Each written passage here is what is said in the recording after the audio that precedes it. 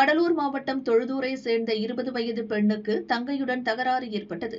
October 25ஆம் தேதி மாலை அரளி விதை அரைத்து குடித்து உயிரை விட முயற்சி செய்தார்.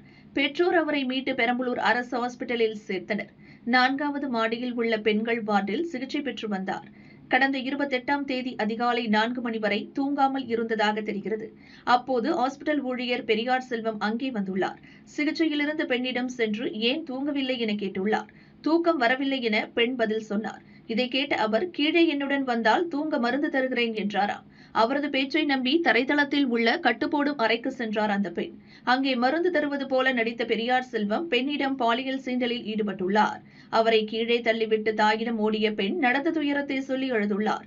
இதனை அறிந்து கோபப்பட்ட பெண்ணின் தாய் 28ஆம் தேதி இரவு பணிக்கு வந்த செல்வத்தை பிடித்து தாக்கியுள்ளார்.